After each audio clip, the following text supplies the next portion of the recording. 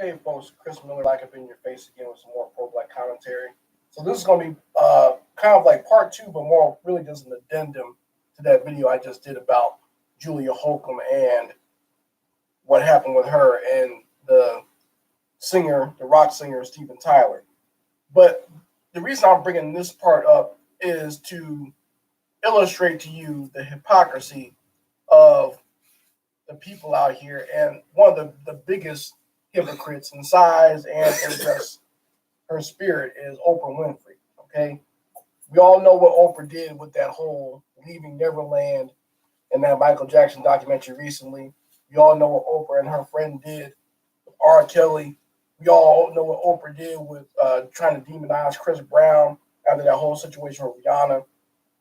So we all know the treachery and of Oprah Winfrey, and of course she never came to Bill Cosby's aid either, even though Bill Cosby helped out her career. But we all know the treachery of Oprah when it comes to black people, not just black men, but black women as well. We all know how she treated Monique uh, with that whole situation when Monique was part of their whole little clique. And then they kicked her to the curb because she didn't want to tap dance for them 24/7. So we all know how treacherous Oprah is. But when it comes to white folks, Oprah makes sure that she keeps her mouth shut. Okay? At no point has she ever tried to demonize white people. And they spanked her real good back in the 90s when she made that comment, and the beef industry spanked her real good and told her she better be a good mammy or something bad's going to happen. But even now, she makes sure she covers for white folks. And here, I'm going to play some audio here of an interview that she had with Steven Tyler, where they just talk about love and women and everything else. But at no point does Oprah bring up Julia Holcomb. She does, and the interview, both these interviews came out around the same time. They Oprah has a research team. She has one of the best research teams in the industry, and even so, all she would have to do is read Steven Tyler's book and look at the mention of Julia Holcomb, and she could have easily brought this up. But of course she didn't, because even though Steven Tyler was like a straight up bitch in this interview, I thought he was going to go transgender for a while. But even though he looks like a female, he's still white daddy. And she's just Mammy, and she's got to play along with what white daddy wants. I'm going to play a little bit of this and just let you hear the fluff that is this interview, and why when you just heard the horrific story that I just played for you folks, why did Oprah never want to bring this up? And you know why? Because she's a mammy to her core, and she would never do anything to offend white mommy and daddy. Let's listen here.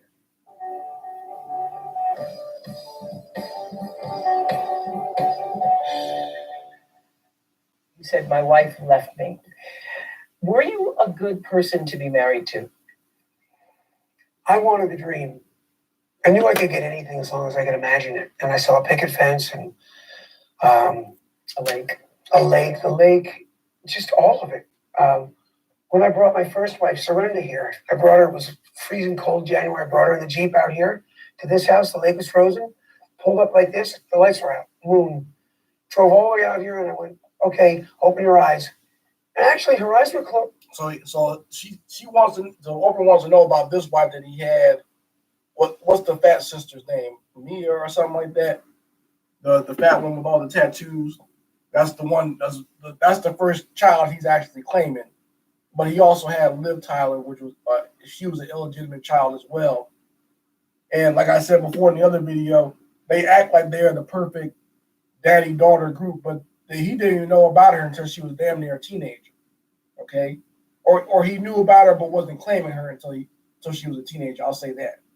I'm pretty sure he knew about her, but she doesn't really even when she actually was confronted and was gave some real talk. She doesn't really consider Steven Tyler her father. She considers the man who raised her to be her father. But for the cameras, because it looks good, and they, obviously he has strong genes, so all his kids look like him.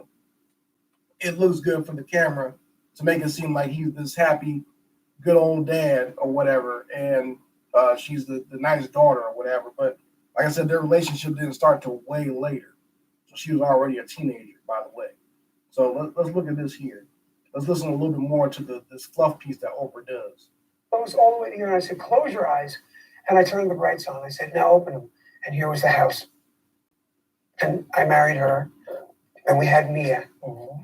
And then, I abandoned them. Mm-hmm. I left them up here. In this house? Yeah. I'm not the happiest person about that. Mm-hmm. I talk to them about it a lot, and because I really haven't forgiven myself because I'm a realist. I know what I did, regardless whether I was on drugs. A lot of people have told me that's okay.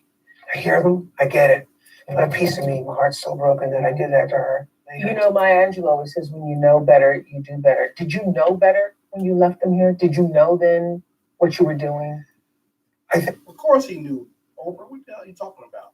See, that's the type of fluff nonsense that she puts out there for white folks. But he knows is always she's more aggressive when it comes to black people, especially black men.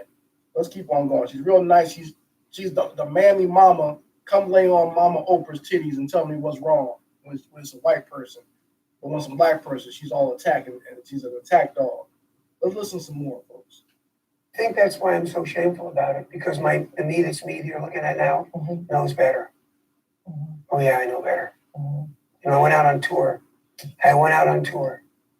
And I wasn't getting along with And her mom. stayed. I wasn't getting along with her mom. Mm-hmm. And it was this. I'm not doing it. Mm-hmm. And it was so wrong. And I once thought that thinking was so cool. Now, it's interesting. Now, can you tell me, folks, when in the hell would Oprah ever let a black man say that in front of her? Would Oprah ever let a black man say it was okay to abandon his family and it was cool? I was on tour and just abandon his family there. I doubt it. But let's keep on listening. Yeah, It's so wrong.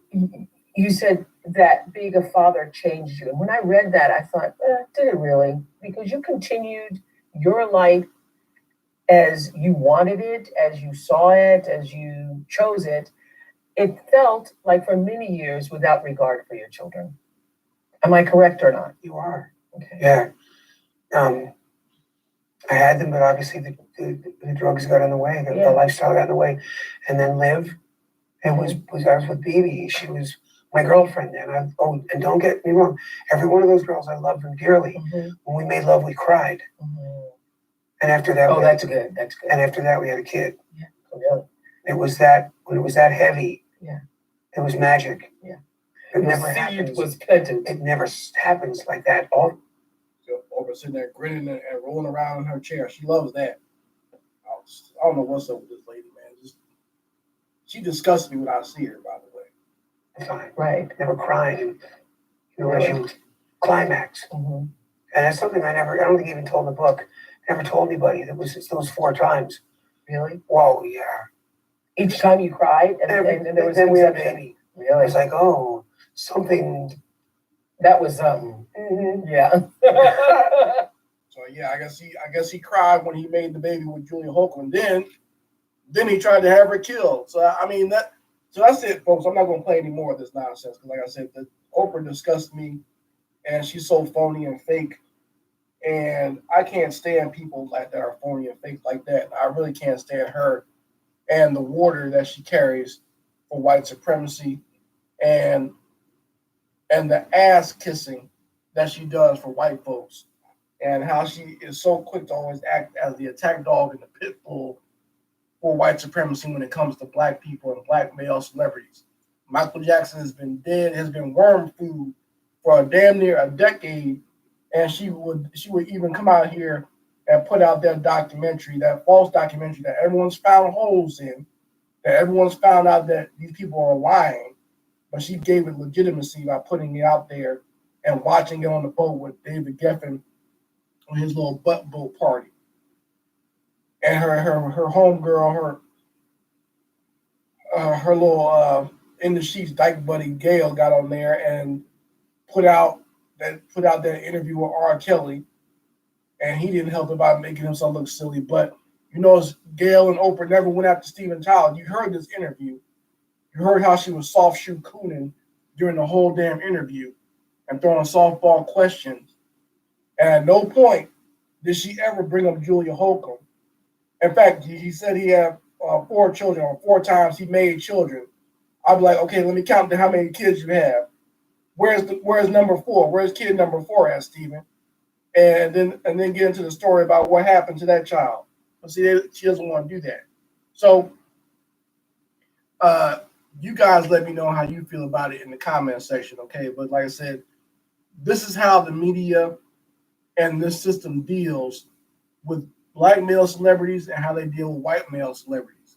And no matter how you want to feel about the black male celebrities and what they've done wrong or whatever, or what they've been accused of, you can't deny that there's hypocrisy and that this is more of propaganda and really is more about demonizing black males than it is about actually capturing or getting these males that actually commit crime. It's always made it seem like these black men are bad, black men hurt black women, black men are the most evil creatures on earth. You should have nothing to do with them, and it's okay that we murder them and shoot them in the street. So even black women shouldn't feel bad for them. It should be good that they get shot. And you notice these bed wenches pick up on that language, and they use the same language online. But these white men are seen as gods. White men is always good, no matter what devilry they can get involved in. Somehow they always come out clean as snow on the other side. But I found some dirt on this devil here, Steven Tyler, and I want to see how someone's going to try to erase that from the public viewing.